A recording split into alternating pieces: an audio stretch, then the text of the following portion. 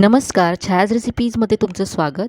पावसाळा संपायच्या आधी ही चटपटीत रेसिपी व्हायलाच हवी, पण आज ही आपण बनवणार आहोत उलट्या पद्धतीने. चला तर लगेच बनवायला सुरुवात करूया. पण भाजी किंवा सारण तयार करूया. यासाठी इथे मी 4 बटाटे शिजवून, सोलून असे तुकडे करून घेतलेत.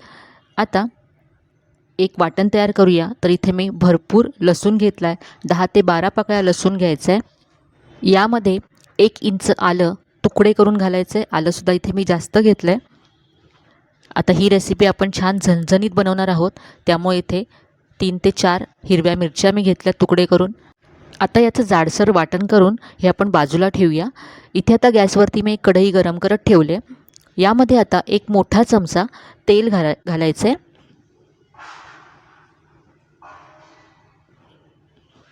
तेल गरम झालं की यामध्ये अर्धा चमचा मोहरी घालायची आहे. मोहरी छान तडतडली की इथे अर्धा चमचा मी जिरं घालते. जिरंसुद्धा मस्त तडतडलं आहे पहा. असं जिरं तडतडलं की त्याचा स्वादसुद्धा खूप छान येतो स्टफिंगमध्ये. आता यामध्ये कढीपत्त्याची पानं घालायची आहेत. कढीपत्तासुद्धा इथे थोडासा जास्तच घेतला आहे. 6 ते 7 कढीपत्त्याची पानं अशी चिरून घेतलेत. कढीपत्ता थोडासा परतला की यावरती आपण जे वाटण तयार करून घेतलं होतं ते सगळं इथे घालायचं आहे. आता हे वाटण मंद फ्लेम करायची गॅसची आणि छान परतून घ्यायचं आहे. हे वाटण जेवढं छान आपण परतून घेऊ तेवढं आपल्या स्टफिंगला किंवा या भाजीला चव खूप छान येईल. तर इथे मी 2 ते 3 मिनटं हे वाटण छान असं परतून घेतलं. तुम्हाला तेल थोडं कमी वाटत असेल तर आणखी 1 चमचा घालू शकता.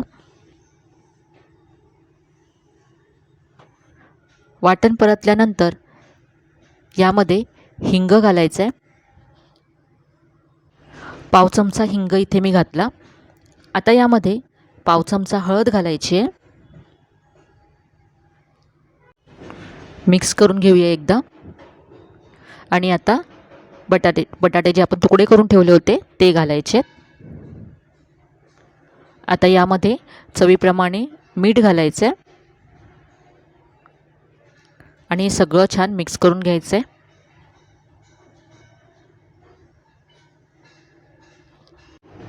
भाजी मस्त परतून घेतल्यानंतर यावरती भरपूर बारीक चिरलेली कोथिंबीर घालायची आहे. पुन्हा हे सगळं छान मिक्स करून परतून घेतलं.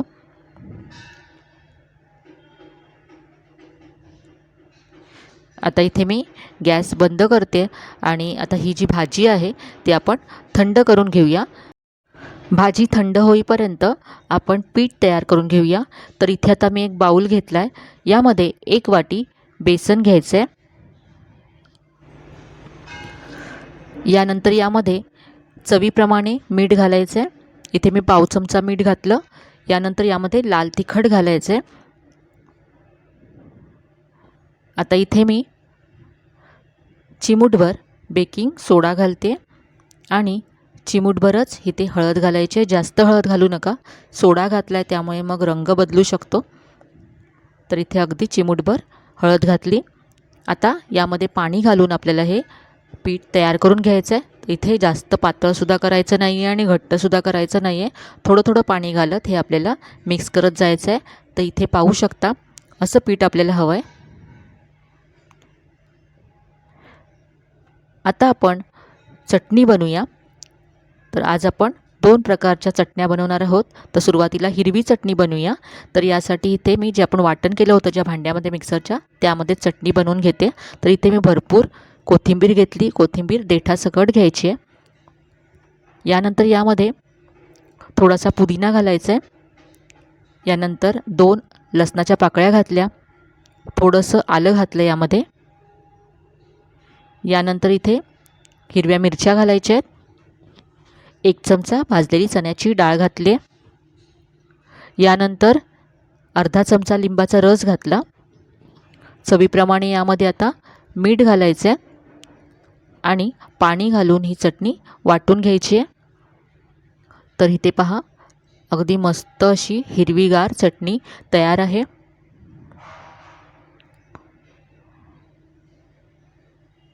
बाउलमध्ये मी काढून घेतली. तर ही आपली ग्रीन चटणी तयार आहे. आता आपण खोबरं आणि शेंगदाण्याची चटणी बनवूया. तर इथे मी 1 वाटी सुकं खोबरं थोडंसं भाजून घेतलं आहे. यानंतर यामध्ये 1 मोठा चमचा भाजलेले शेंगदाणे घालायचे आहेत. भरपूर इथे लसूण घालायचं आहे. 8 ते 10 पाकळ्या लसूण मी इथे घेतला. यानंतर अर्धा चमचा जिरं घालायचं आहे आणि 2 चमचे इथे आता लाल तिखट घालायचं आहे. यानंतर इथे चवीप्रमाणे मीठ घालायचं आहे आणि ही चटणी जाडसर अशी वाटून घ्यायची आहे. तुमच्याकडे जर काश्मीरी लाल मिरची पावडर असेल तर ती घातली तरी चालेल, रंग छान येईल चटणीला. ही अशी पहा जाडसरच वाटून घ्यायची, बारीक करायची नाही आहे. तर ही आपली खोबरं आणि लसणाची चटणीसुद्धा तयार आहे. तर आपण इथे 2 प्रकारच्या चटण्या तयार करून घेतल्या, ही हिरवी चटणी आणि ही आपली खोबरं लसणाची चटणी. तर आता आपली इथे पहा तयारी सगळी झालेली आहे. आपण इथे आता ही भाजी तयार केली, लाल चटणी, हिरवी चटणी, यानंतर पीठ आपलं तयार आहे आणि इथे मी आता पाव घेतले. तर आज आपण उलटा वडापाव बनवतो आहे. तर नेहमीचा वडापाव तर आपण बनवतोच, आज आपण थोडासा उलटा बनवूया. तर इथे मी 1 पाव घेतला, हा मी असा कट करून घेतला आहे आतून. आता यावरती चटण्या पसरवून घ्यायच्या. तर इथे पहा जी आपण खोबरं लसणाची चटणी बनवली ती मी पसरवून घेते. जेवढं तुम्हाला तिखट हवं त्या प्रमाणात घ्यायची आहे. यानंतर हिरवी चटणी लावून घेते.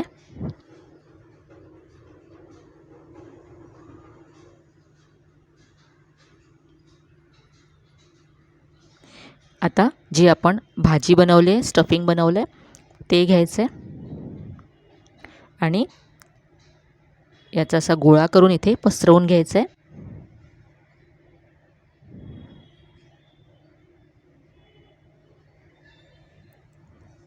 आता हा पाव बंद करून यानंतर आपण पिठामध्ये घोळवून फ्राय करून घेणार आहोत.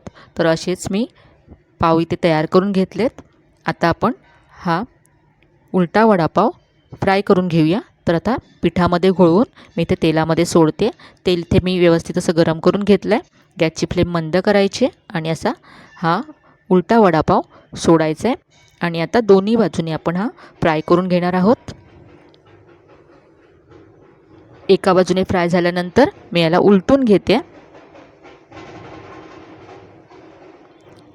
दुसऱ्या बाजूने सुद्धा याला आता आपण फ्राय करून घेऊ. तर इथे पहा दोन्ही बाजूने मस्त असा हा फ्राय झाला आहे.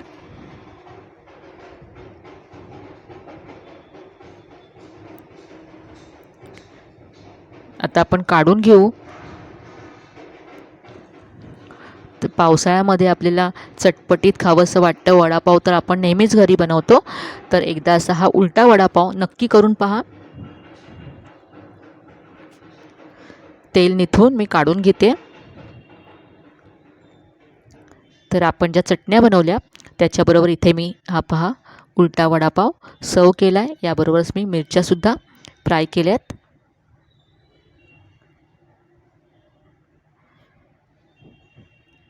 तर इथे पहा मी एक तुम्हाला कट करून दाखवते. पाहू शकता किती मस्त लेयर्स दिसतात चटणी आणि भाजीचे.